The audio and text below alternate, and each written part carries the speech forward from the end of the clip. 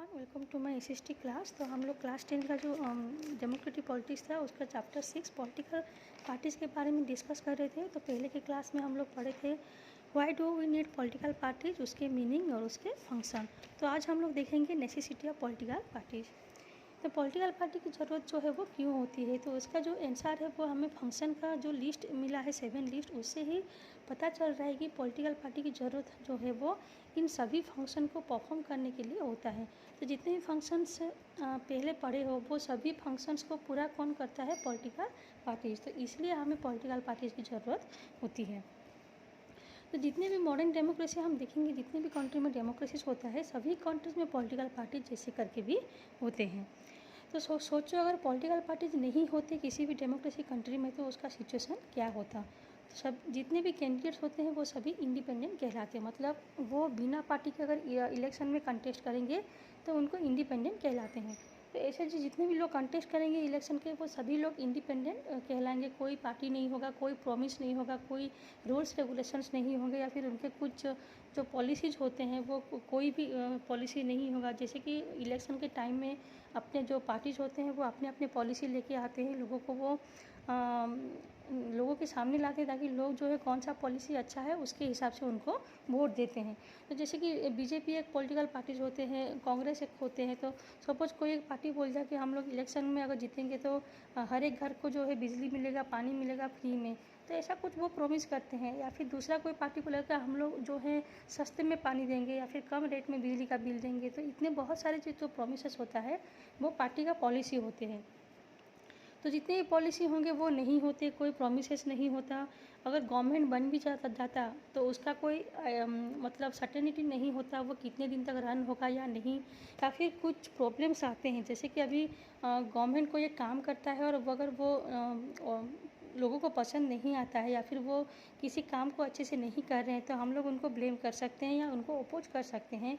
लेकिन जो भी काम वो करेंगे वो जनता को उनको आंसर देना पड़ता है, लोगों को उनको आंसर देना पड़ता है। लेकिन अगर पॉलिटिकल पार्टीज नहीं होंगे तो वो आंसरेबल ही नहीं होंगे।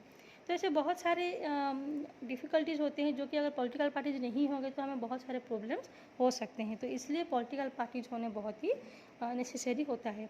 देखो पंचायत में जो गांव का एरिया होता है जहाँ पे कि पंचायत इलेक्शंस होते हैं वहाँ पे भी कोई पॉलिटिकल पार्टीज नहीं होते हैं, लेकिन जितने भी गांव होता है उसको एक एक फैक्शन में डिवाइड कर देते हैं और सभी फैक्शन से एक एक पर्सन कंटेस्ट के लिए खड़ा होता है इलेक्शन के लिए। लेकिन जो भी पर्सन खड़े होते हैं वो लोग अपने हिसाब से एक एक नाम, एक एक साइन या फिर एक जो इलेक्शन के जो साइन होता है वो चूज करते हैं। तो उसी के हिसाब से लोग उनको वोट देते हैं। तो ये था पंचायत लेवल का। तो जो बड़े कंट्री होते हैं या फिर जो बिग कंट्री डेमोक्रेसी कंट्री होते हैं वहाँ पे भी ठीक उसी तरह के ही इलेक्शंस होते हैं, लेकिन सबका अपना अपना एक पॉलिटिकल पार्टी रहता है। तो पॉलिटिकल पार्टी जो है वो हर किसी कंट्री में चाहिए, चाहे वो बिग हो और स्मॉल हो, चाहे वो ओल्ड हो, न्यू हो, या फिर वो डेवलप्ड हो और अनडेवलप्ड हो। तो पॉलिटिकल पार्टी जो है वो हर किसी को चाहिए होता है। तो पॉलिटिकल पार्टीज का जन्म जो है वो रिप्रेजेंटेटिव डेमोक्रेसी के जन्म के साथ ही जुड़ा हुआ है। तो जब से रिप्रेजेंटेटिव डेमोक्रेसी का चलन शुरू हुआ है तभी से ही पॉलिटिकल पार्टीज का एमर्ज हुआ है। तो क्योंकि जो बड़े कंट्रीज होते हैं वहाँ पे रिप्रेजेंटेटिव डेमोक्रेसी देखने को मिलता है। रिप्रेजेंटेटिव का मतलब होते हैं जिनको हम लोग अपने प्रतिनिधि के हिसाब से चूज करते हैं। मतलब एक एरिया में जो है सभी लोग गवर्नमेंट के लिए कॉन्टेस्ट नहीं कर सकते या फिर सभी लोग इलेक्शन पे खड़े नहीं हो सकते हैं। तो इसलिए हम लोग हमारे तरफ से एक पर्सन को चूज करते हैं हम लोगों के रिप्रेजेंटेटिव के हिसाब से, ताकि हम लोगों का जो व्यू है, डिमांड्स है या फिर जितनी भी प्रॉब्लम्स है वो उसको कॉन्स्टिट्यूंसी जो होता है वहाँ पे उसको डिस्कस कर सकें। तो उनको बोलते हैं रिप्रेजेंटेटिव डेमोक्रेसी। तो जो बड़े कंट्रीज़ होते हैं वहाँ पे लोगों का व्यू बहुत ही डिफरेंट होता है, क्योंकि बहुत सारे लोगों के अलग अलग व्यूज आते हैं। तो इतने सारे लोगों में से एक रिप्रेजेंटेटिव चूज किया जाता है और ऐसे बहुत सारे रिप्रेजेंटेटिव को मिला के एक गवर्नमेंट बनता है।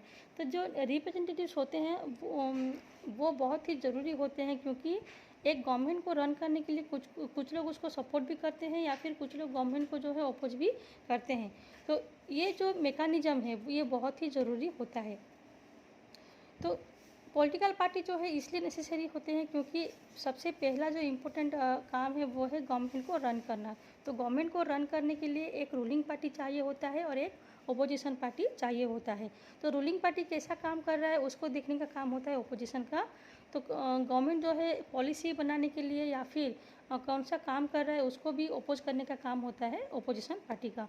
तो इसलिए पॉलिटिकल पार्टी जो है बहुत ही ज़रूरी होते हैं, because they are they are needed a mechanism to support or restrain the government, make policies, justify or oppose them. So political parties fulfills these needs that every representative government has. तो इन सभी ज़रूरत को पूरा करने के लिए political parties की ज़रूरत हमें होती है। So we can say that parties are a necessary condition for a democracy. तो पार्टी जो है वो डेमोक्रेसी कंट्री के लिए एक नेसेसरी कंडीशंस होते हैं। देखो बुक में 3 पिक्चर्स दिए गए हैं। तो उसमें जो सबसे फर्स्ट पिक्चर है वहाँ पे एक कुछ महिला एक्टिविस्ट जो कि बीजेपी के महिला मोर्चा में से है, वो लोग डेमोन्स्ट्रेट कर रहे हैं, स्ट्राइक कर रहे हैं। किसके अगेंस्ट में? ऑनियन का जो प्राइस हाइक हुआ है उसके अगेंस्ट में, और एलपीजी का जो प्राइस हाइक हुआ है। तो उसको कम करने के लिए ये जो महिला मोर्चा एक्टिविस्ट है वो लोग विशाखापट्टनम में स्ट्राइक करते हुए यहाँ पे दिखाई दिया गया है।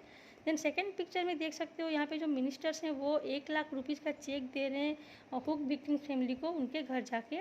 और थर्ड पे देख रहे हो यहाँ पे भी बहुत सारे एक्टिविस्ट जो है वो रैली पे निकले हुए हैं जो कि भुवनेश्वर एरिया का है, to protest against the POSCO जो है वो एक कोरियन स्टील कंपनी है जो कि ओडिशा से जितने भी आयरन ओर है उसको एक्सपोर्ट करने का परमिशन स्टेट गवर्नमेंट देने के बाद जो एक्टिविस्ट होते हैं या फिर जो अपोजिशन पार्टी के लीडर्स थे वो लोग इसको स्ट्राइक कर रहे, विरोध कर रहे कि ओडिशा जो है चाइना और कोरिया को आयरन ओर एक्सपोर्ट करना बंद कर दें।